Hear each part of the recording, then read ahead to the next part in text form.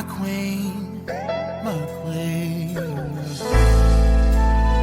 Oh, she, oh, she.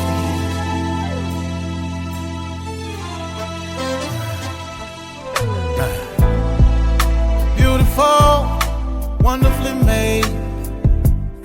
She's heaven's angel, so strong, even in struggle, yeah. When life comes like a storm from every angle, she rises above it all, the backbone of every home. Nothing compares to all she do. The true meaning of every family. She's the glue. Yeah. Where would we be without you? You brought us Martin, Malcolm, and Obama. Yeah. And Jesus too. Oh, she's sophisticated, strong, simply amazing, humble, honest, and helpful, educated, ebony, eccentric, empowering. She's a queen, she's a queen. You better treat her like a queen. Oh,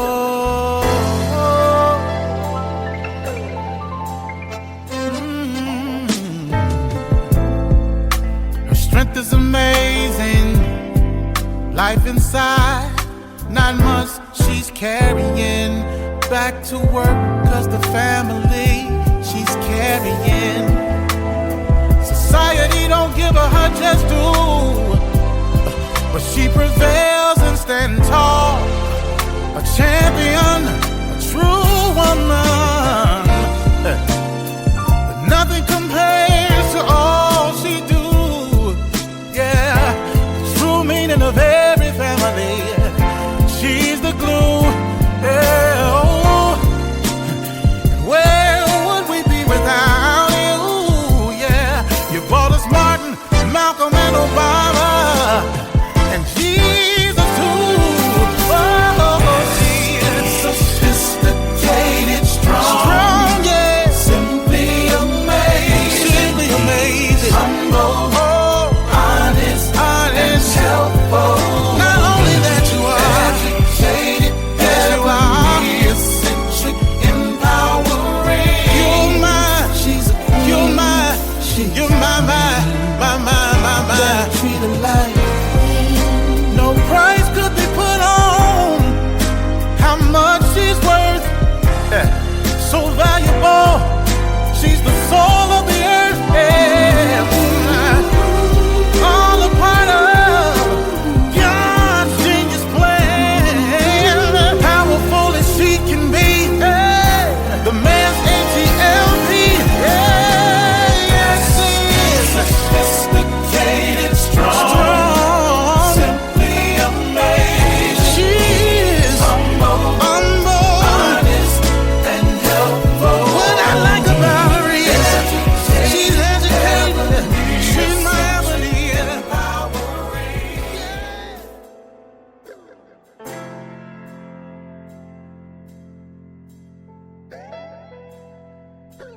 Hello and welcome to Let's Talk with Bishop R.C. Blakes.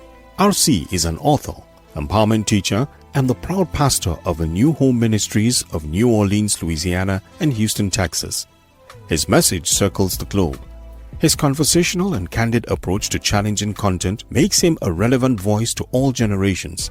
Get ready for a life-changing transformational conversation.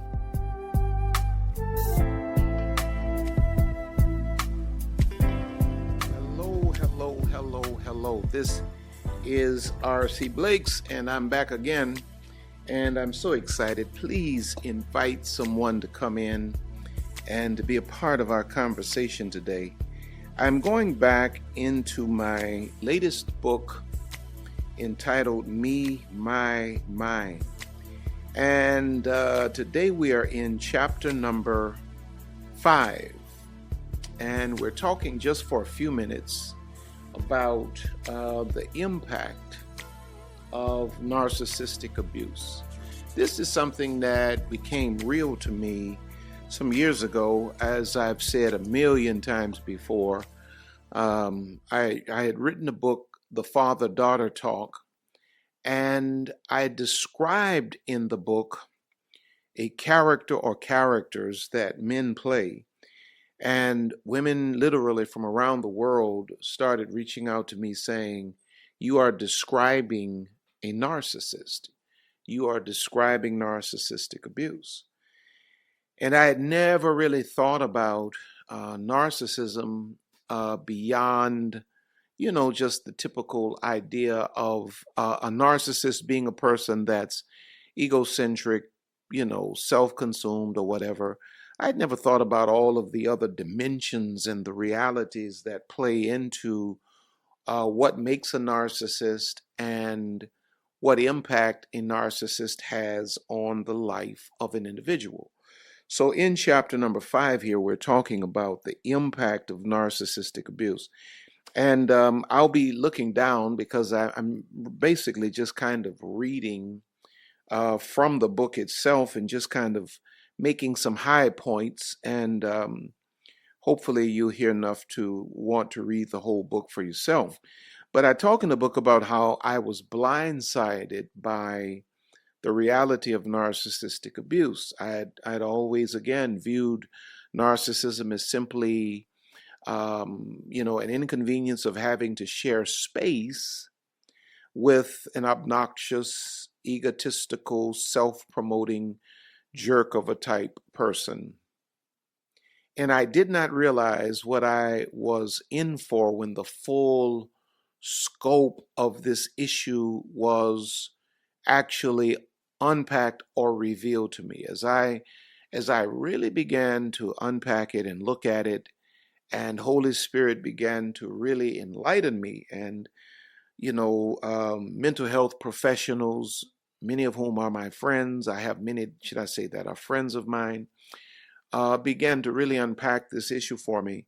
It really took me aback, honestly, when I thought about how intentional, how calculated, how committed narcissists are to hurting their victims, in one way or the other. It just really took me aback. But I started to understand that a narcissist, or the impact of a narcissist on a victim's life, is not some surface level annoyance, as I thought initially.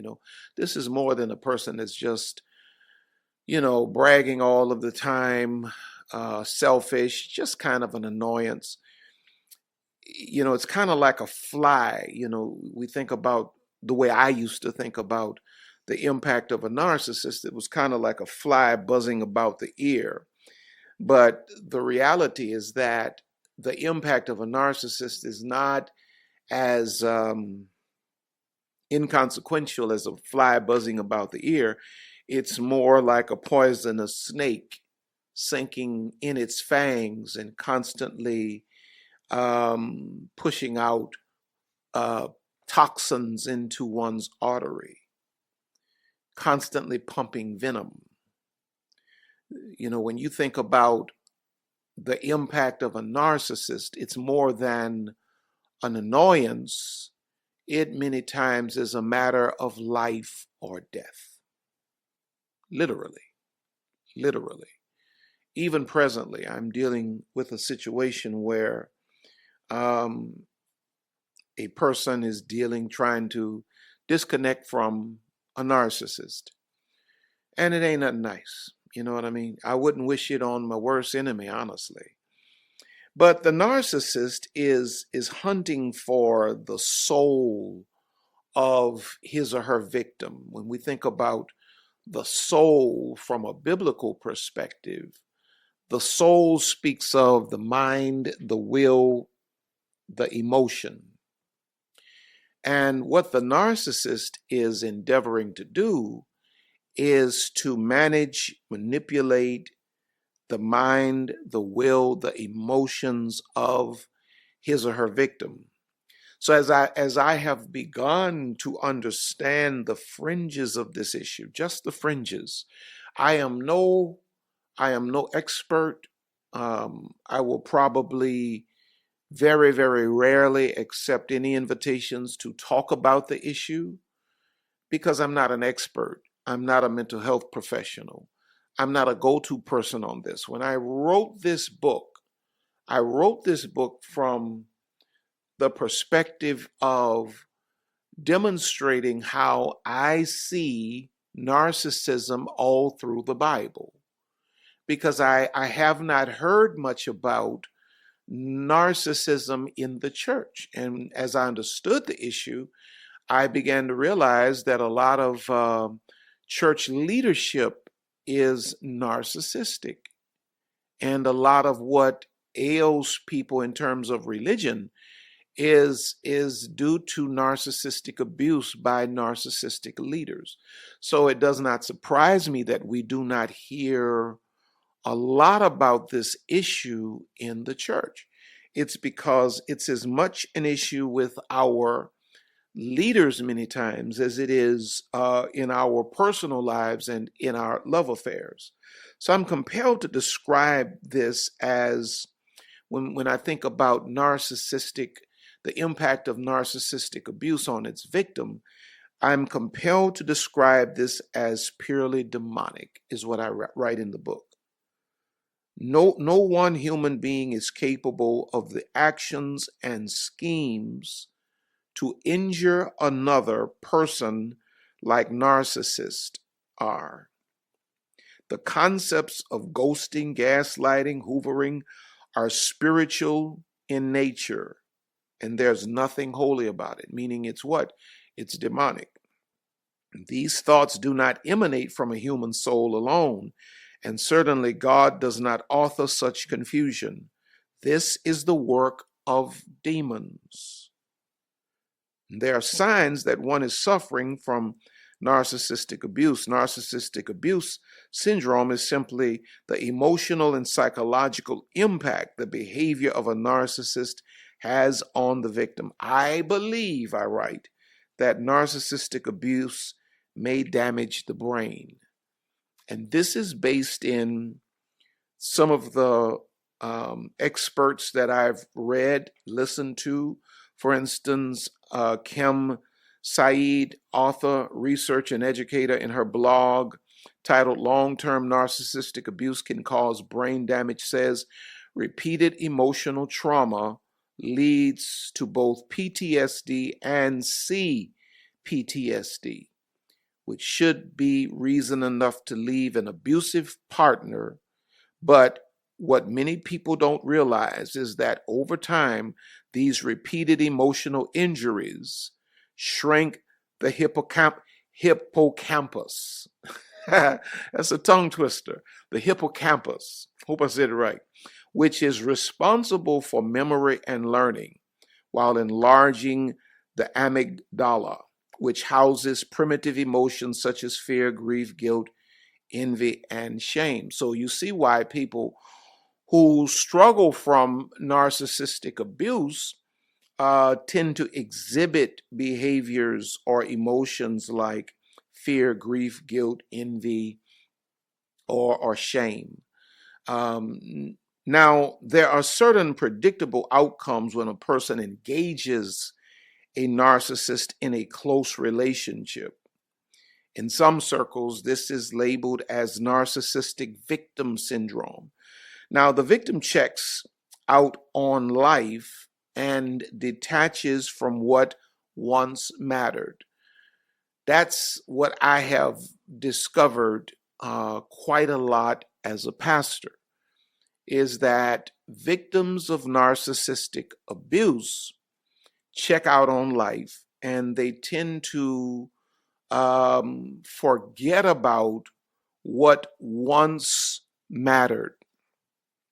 One of the primary signs of a person who may be under the stress or of narcissistic abuse is when they begin to disconnect from the life they created. Have you ever met anybody like that? There are many of you, I'm sure, that can testify that you have probably people in your lives right now who are, connected to narcissists and have checked out on everything that matters, from career to money management to hygiene, to what I call mandatory relationships, or relationships with people that they really need in their lives. They just kind of tend to let that fall to the wayside. When you as an individual are dealing with narcissistic abuse syndrome, you feel emotionally or even physically detached from your world. You lose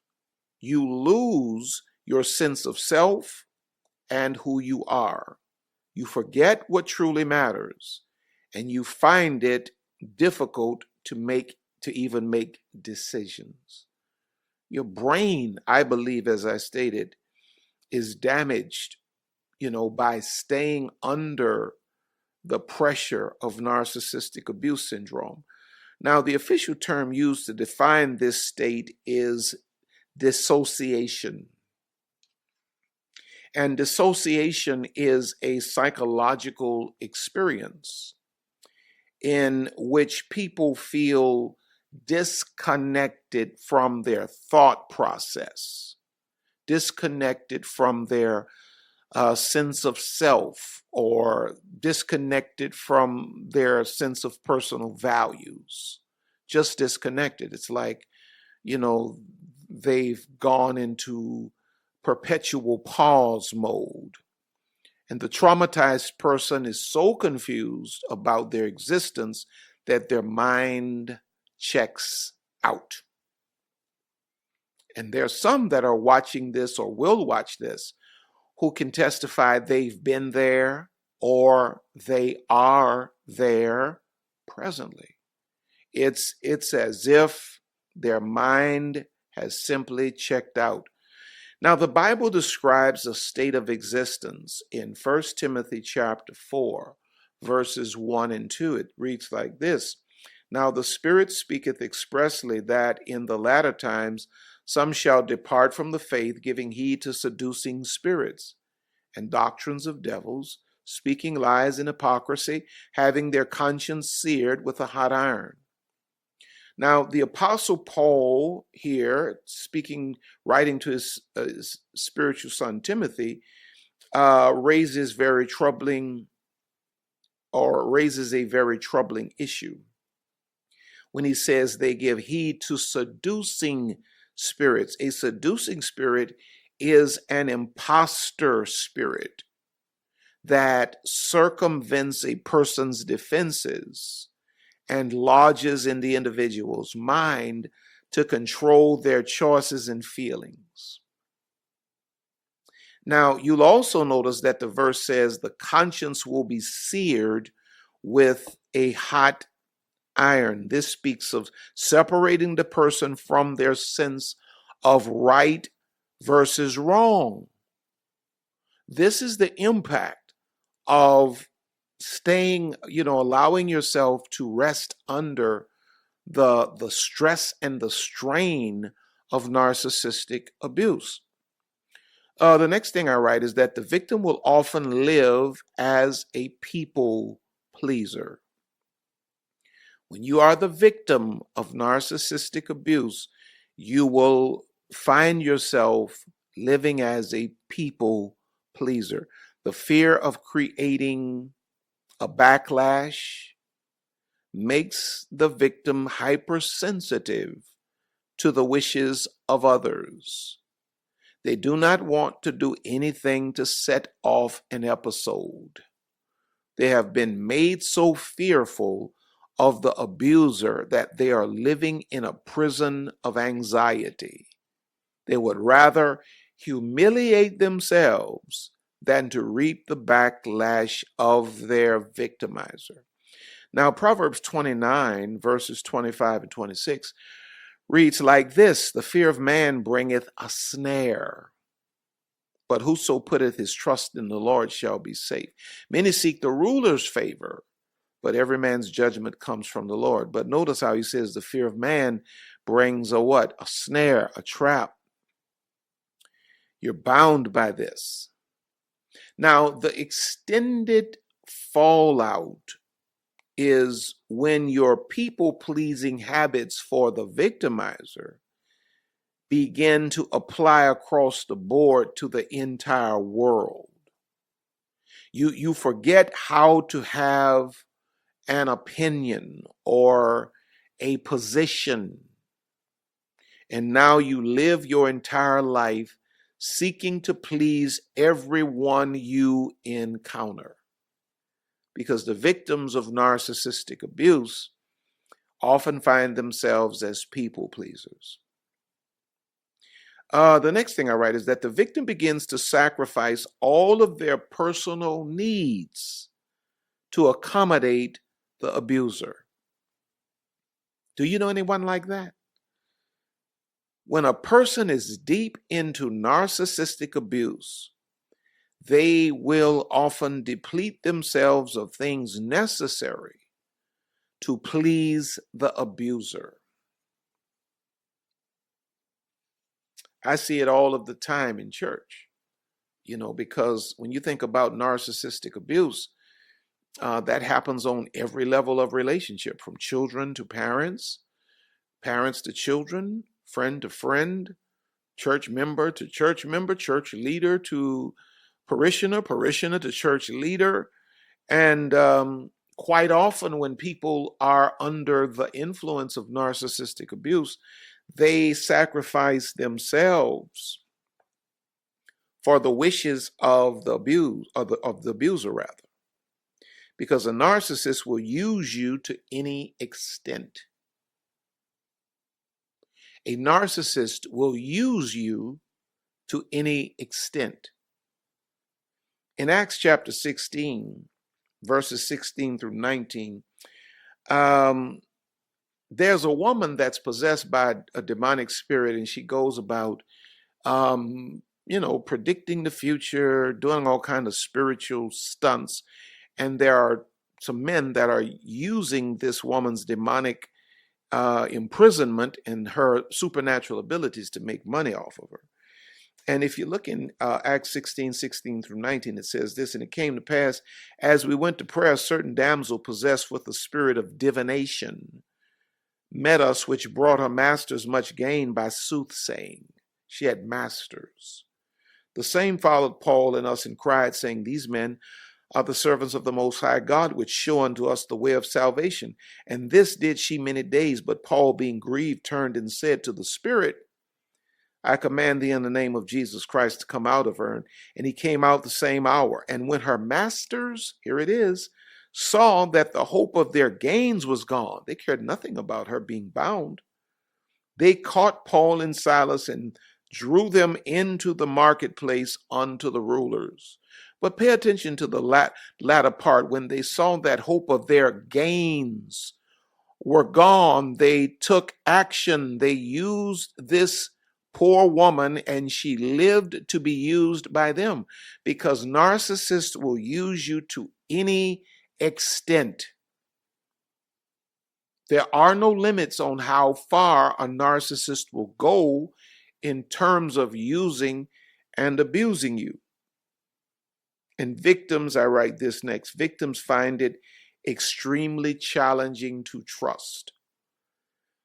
Victims find it extremely challenging to trust. When the victim is in the midst of a relationship with the narcissist, this distrust is based on the abuser's manipulation and control over the victim's social life.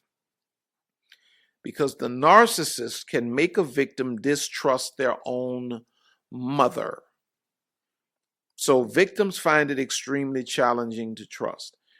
A narcissist can have so much control and so much manipulation that they can make you distrust your best friends, your parents, your siblings.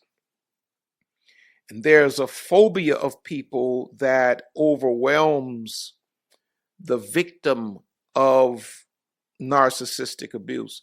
Even after they are long gone and out of, hopefully, any narcissistic relationship, there's a phobia, there's a fear of people. And it's very difficult for a person that has been abused by a narcissist to trust someone. I deal with it all of the time as a pastor, and I have to be patient, and I have to be slow, and I have to be intentional, and I have to build the bridge of trust brick by brick by brick by brick. I can't get frustrated and say, well, oh, what's the problem? I'm not that person or this person. I have to understand that the fallout of narcissistic abuse lasts a lot longer than the relationship. The impact goes into the person's future many times. This is why Proverbs 18:19 says a brother offended is harder to be won than a strong city. Yeah. I write next that victims may develop a desire to end their lives. In other words, victims many times take on a spirit of suicide. How many times have I seen that? And this again makes me patient, careful, intentional in terms of dealing with people, because you never know when a person is really on the edge. And when you see people that have stood under the weight of narcissistic abuse, quite often you find that there are suicidal ideations. Sometimes there are suicide attempts in people. It's because these people, their souls have been drained. I talked to you earlier about how the narcissist is like a vampire, an emotional vampire that drains the life out of an individual. And many days, victims are left to feel like there's nothing to live for. This is what happened with Elijah, honestly. He prayed to die, and after he had his run-in with Jezebel, and Jezebel threatened to kill him. When you read that story in the Bible, Elijah was really praying to die. He had become suicidal because of the impact of Jezebel's words. She sent messengers to just give him a message. And it impacted him so severely that, he prayed to God to die, and he ran for his life. He was that afraid. But these are keys to helping a person that's suffering from narcissistic abuse. I started not to read this, but I think I should read it, because I think, there are people that may not read the book that need to hear this. But here's some keys to helping a person that's suffering from narcissistic abuse that may want to die or kill him or herself. Number one, they don't need harsh judgment. They don't need that. Number one, they don't need you.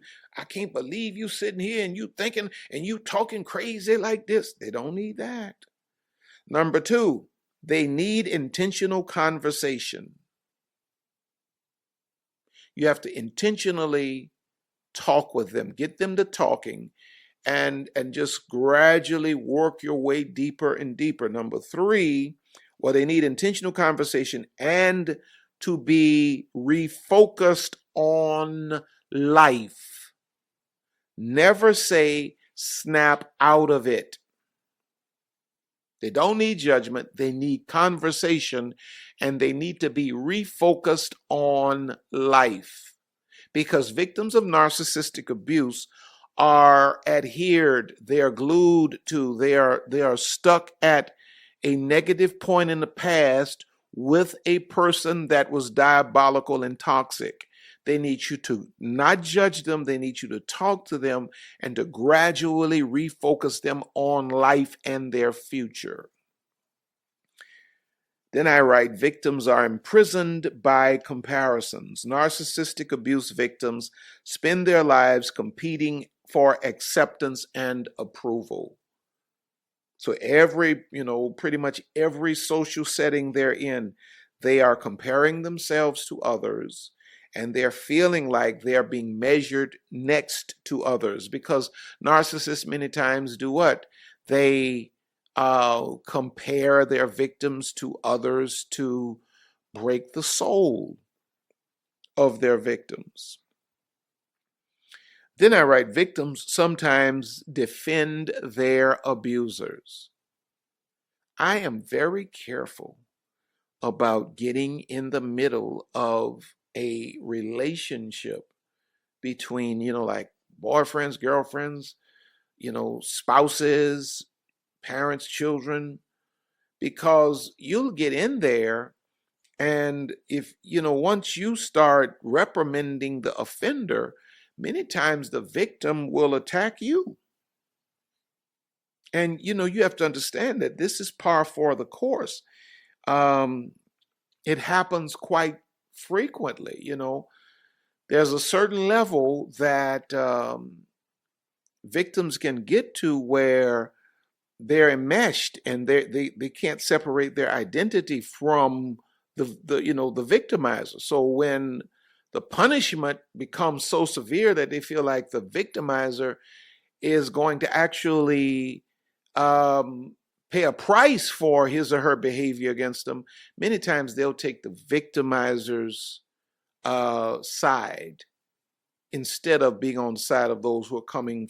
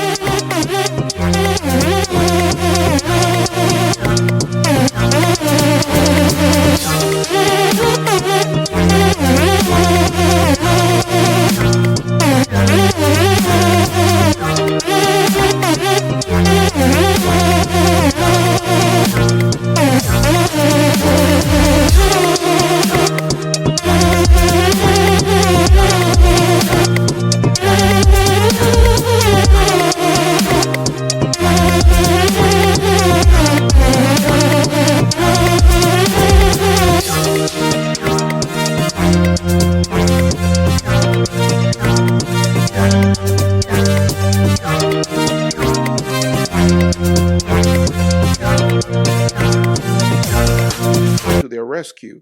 So it is imperative that we all think about the spirit behind all of our relationships, lest we be victims unaware.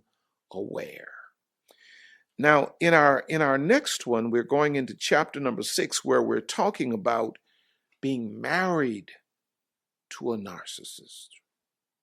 My. Ooh, my goodness. Being married to a narcissist. And I will unpack that for you next time. Now, let me pray for you. Father God, I thank you for your presence. I thank you for the wisdom that you've given us. And now, Father, I ask you to bring healing to the hearts of those that are suffering from this, those that know people who are suffering from this. Bring healing to their hearts by the Holy Spirit, in Jesus' name.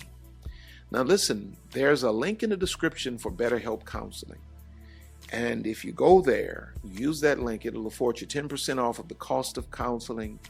And if you decide to use them, they'll make a deposit into R.C. Blake's Ministries for my referring them to you. Don't forget to go by my website, pick up all of my online programs. Soul Ties would be a great one to go along with this study. And of course, don't forget to pick up the book itself from Amazon.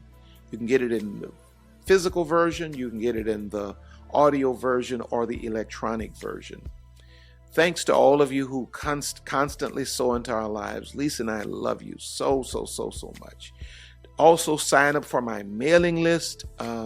You can know exactly what's going on. You can even get reminders about when I'm going to be on and all of these kinds of things. And just know that we love you. Lisa and I love you. We thank God for you. All of the people here, all of the team here at R.C. Blake's Ministries, we love and appreciate you. You make it happen for us. You make it possible for us. So we thank God for you. Now, until next time, we're going into chapter 7, chapter 6, married to a narcissist is what we're going to be dealing with next time. But until then, you're on top and you're going higher. God has more in store for you. So guess what? We will see you at the top. God bless you. Until then.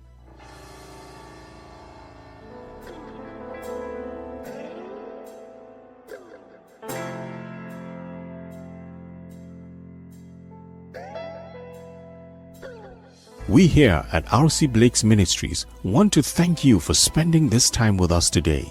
R.C. and Lisa are always honored to have you with us. Don't forget to reach out to us by visiting our website at www.rcblakes.com. While you're there, you may join our mailing list and receive a free download of The Laws of Manifesting Your Vision by R.C. Blakes. Also look at all of the online programs by R.C. You may find all books written by R.C. and Lisa. Once again, all of us here at R.C. Blake's Ministries want to thank you from the bottom of our hearts. And as we always say, see you at the top.